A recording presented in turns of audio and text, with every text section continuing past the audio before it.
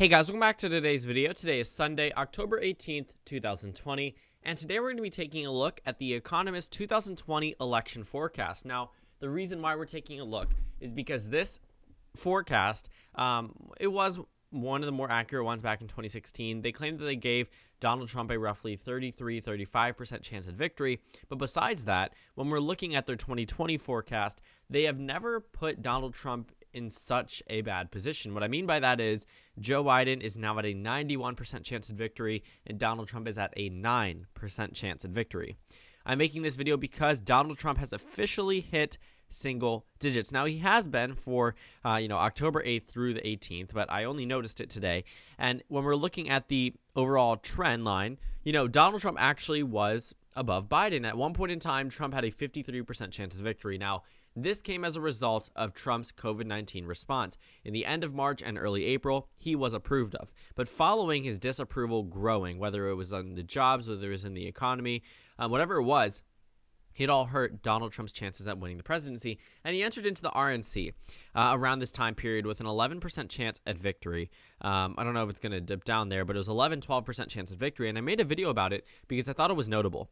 And I really thought that following the RNC, or at least some point throughout the rest of the campaign season, that Donald Trump's numbers would significantly tick up, as they did in 2016. When we're looking at this 13%, the most it's reached since the beginning of the summer is back in early June at 23%. So it's nowhere comparable to where Donald Trump was before. He was the favorite. He is no longer the favorite. That is the story of this election. And nationally, Biden has maintained such a strong lead. Biden started off the favorite, and then Trump, obviously, like I just explained, through COVID-19, became the favorite. But now, Donald Trump has hit single digits, and I think that this is just fascinating, to say the least. Because of the fact that Donald Trump is now at single digits, this just makes it even more sure that Joe Biden will be the absolute victor in this election. And honestly, I don't see President Trump recovering. I say it video after video, month after month. This election was supposed to narrow up. As of today, 22 million Americans have cast their ballots. Just a little bit over 120 million voted in 2016. So we have around of a sixth of the electorate that has already cast their ballots. And when you think about that, that's pretty substantial. Now, looking at Biden and Trump's numbers, it's very hard for me to say how, Trump could even somehow spike up in the final stretch of the campaign season. Yes, he did it 4 years ago, but every 24 hours that goes by, it's harder and harder for him to do so. Now, on the electoral map, Donald Trump is expected to get 197 electoral votes from The Economist. This isn't too far off from what 538 estimates as well, along with a number of other forecasts. So pretty much this is the electoral map. Now, if you see states that were previously swing states, such as Ohio, Iowa, Texas, that were all not characterized on this Economist forecast, but are characterized now, there is a reason for that. The uncertainty factor pretty much made it so a number of these swing states would be at least toss-up, maybe lean. But now they've moved into a column where they are pretty solid for either candidate. The reason for that is because we are so close to the election, both candidates are running out of time to turn around the direction of each individual state. So, for example, Texas, which generally is a Republican state but has had some trouble for Donald Trump, you can see he had a little bit of a surge up here, but generally he was actually around 65-67%. Now, he started off very strong, ended up narrowing down, but 71% is enough for it to be characterized for Donald Trump, meaning it's likely for him to go there. I would say it's lean. They go likely, very likely, safe. I go lean, likely, safe. But Ohio is another example where Donald Trump has always been the favorite pretty much, except for around this small blip. This was when Joe Biden was peaking nationally, or at least we thought he was peaking. He's peaking today. But at this point in time, Donald Trump had a 55% chance of victory. There's the whole uncertainty factor. And then around this point, it was 56-44. There's a lot more time than there is today. I mean, we're talking a week extra time, and that definitely makes all the difference. But looking, 56% for Trump, 44% for Biden. But as the days progress, we're probably going to see Trump return to a stronger lead in some of these battleground states. The same with Joe Biden. Just because there's a lot less time for the candidates to significantly turn around the election, it's just at a point where these states are probably going to be set in stone way before we even see the first results come in. But obviously, forecasts aren't going to be always correct, and some of these states may be off. But it is important to note that as it stands today, Biden has an 88% chance of victory. Now, Biden's victory in Pennsylvania is what puts him over the top. This is the tipping point state. What does that mean? A tipping point state is essentially a state where every other state following it does not matter. Meaning if the winning candidate loses every state following the tipping point state, they still win the election. So Pennsylvania at this point is what crosses Biden over 270. Meaning Florida and Arizona are technically inconsequential. While they add to Biden's numbers, they realistically wouldn't change the outcome of the election. So Florida, Arizona, these are two states where Biden has a 67% chance in Arizona, 2 and 3, a 3 and 4 chance at Florida, 76%. So these 29 plus 11 electoral votes, 40 electoral votes in total, add to Biden's numbers over Donald Trump. Now, there are two white states on here. We have Georgia and North Carolina. Biden leads in Georgia. Biden leads in North Carolina. He has a 63% chance of victory. And in Georgia, Trump has a 55% chance at victory. So those are the only two toss-up states at this point. The rest of the states are pretty much set in stone unless something significantly changes. So that's why Joe Biden is doing so well. And Donald Trump, combined with a number of other factors, he's already not that strong of a candidate running for a re-election bid, but there are so many other things happening that realistically, I mean, I just don't see how this election could be turned around, at least significantly. Maybe Trump could lose by a smaller margin, but at the end of the day, a 9% chance of victory as the incumbent president is very bad. And in terms of the popular vote, I think this is a big one. The popular vote, Biden is at a 99% chance at winning the popular vote, which means Donald Trump realistically does not have any shot at winning the majority or plurality of votes. That is something that is still going to be discussed. But let's say, for example, that the Trump campaign wins the election. Let's say Donald Trump is reelected, but Biden wins the popular vote. That will raise the question the next time there is a Democratic president with a Democratic House and a Democratic Senate, that they could somehow convince the American people that the Electoral College is outdated. And obviously, it would take a lot to overturn a system as impressive as the Electoral College. But at the same time, I do want to point out that if this happens, think about it. If this is the scenario, the argument will be in the past 5 elections,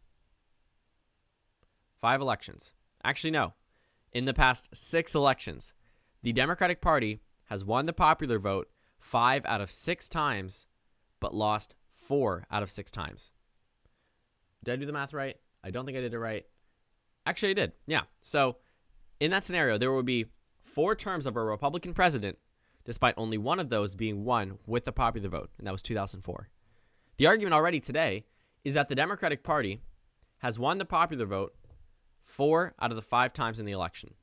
Gore, Obama 08, Obama 12, and Clinton 16. And then, Trump is serving, Bush served. 2004 was the year where the Republican Party was able to win the popular vote and the Electoral College. But it is going to raise a number of questions about the legitimacy of the Electoral College and how representative it is. And yes, the Republican Party would love to keep it in place. And the Democratic Party would probably like to get rid of it, but it's probably split through the party. But I do want to point out that the Electoral College could be at risk if there is a scenario where Trump wins the election and Biden wins the popular vote. I mean, the last time it happened before 2000 was in, I believe, 1888. I mean, this is something that should not be happening on routine.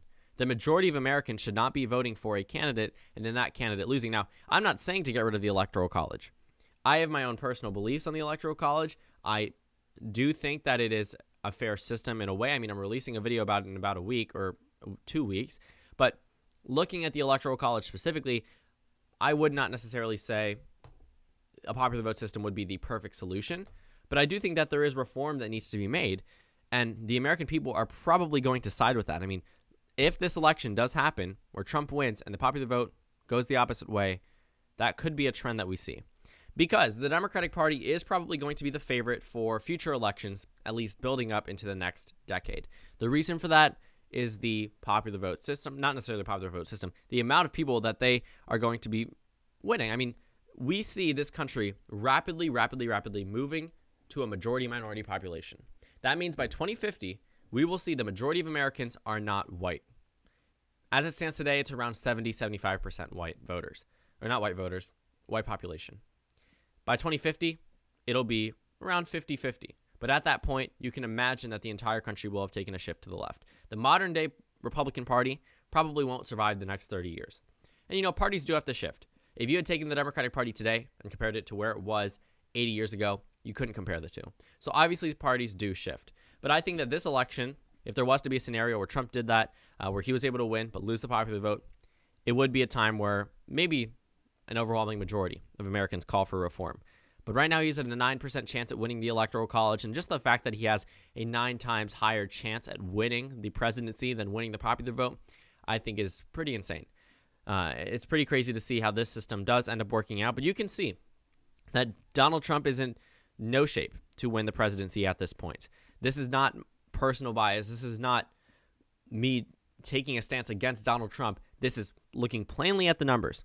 Would you rather bet on someone who had a 91% chance of victory or a 9% chance of victory? If the roles were switched and Biden had a 90% chance of victory and Trump had a 91% chance of victory, we would all be counting out Biden.